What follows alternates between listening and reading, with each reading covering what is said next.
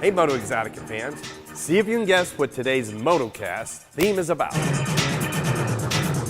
34, if you got 34, you guessed it. Gold star for you. Hey Moto Exotica fans, welcome to this edition of MotoCast. Today we're going to talk about this incredible 34 Ford three-window coupe. This car is complete with power steering, power brakes, and air conditioning. It's a great little ride with updated wheels. Let's take a closer look. So this motor, we understand, has been stroked to a 348, given a bigger displacement. So about the same as a 350, a V8 motor. It's got power steering and complete with air conditioning, which is great for those rides on a summer day. It is set up to drive. Starts right up.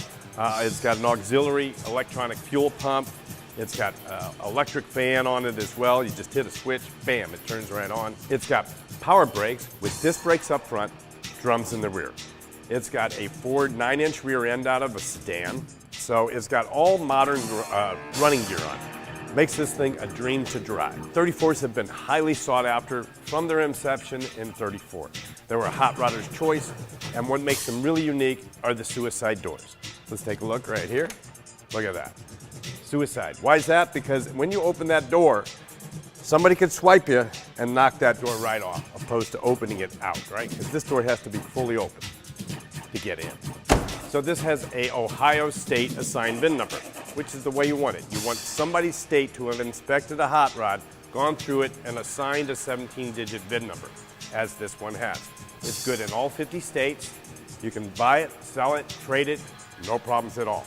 What you want to be careful for is sometimes replicas will have an assigned number by the manufacturers. Those don't really pass the sniff test these days, as local municipalities and state governments are looking more closely to make sure that these things are roadworthy and also that they haven't been stolen. Okay, inside this 34 coupe, it has all the creature comforts you need of a modern day car so that you can feel comfortable in today's conditions, all right? It's complete with a tilt steering wheel. There you go. It has a B&M ratchet shifter. It has aftermarket VDO gauges, so it keeps you up to date with water temperature, oil, and your voltmeter. It's only showing 9,000 miles, so my guess is that was since the car was completed. All these creature comforts make it very comfortable in today's modern world, but yet you still have that old school cool.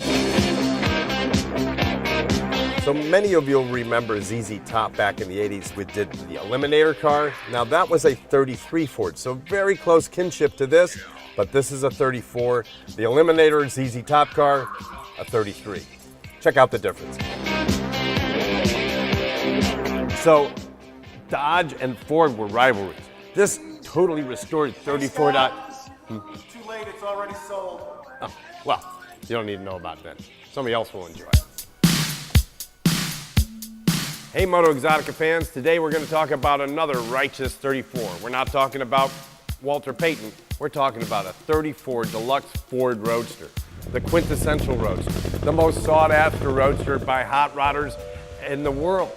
The one we have here today is finished in Dearborn Blue, after Dearborn, Michigan, right? It is one of 6,100 Deluxe Roadsters ever made. That's why they're sought after, because they're pretty scarce.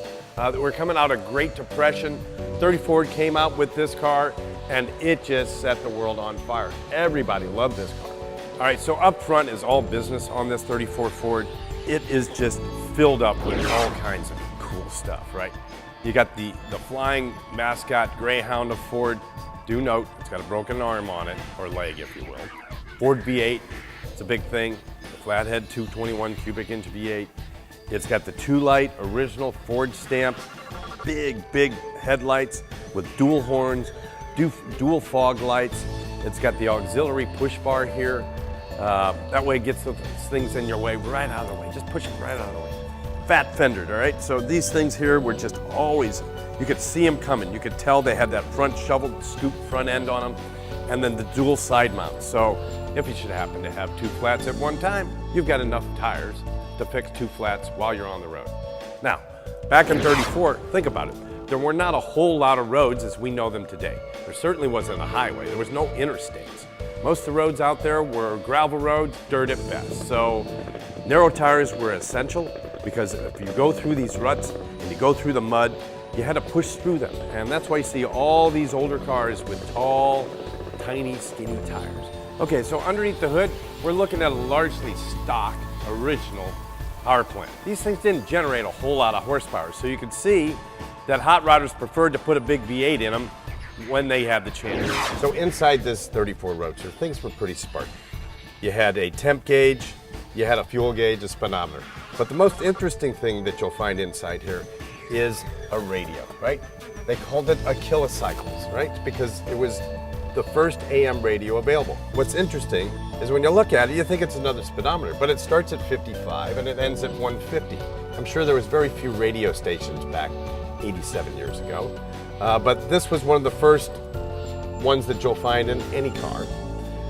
So this was the rumble seat in the back, or a mother-in-law seat, but in this case, this is gonna be Scott number 2 seat. Actually, Scotty's up front and Scott's in the back. Okay, could you guys keep it down back there? Don't you see I'm trying to give your mother directions? Get out and drive. Hello, Moto Exotica.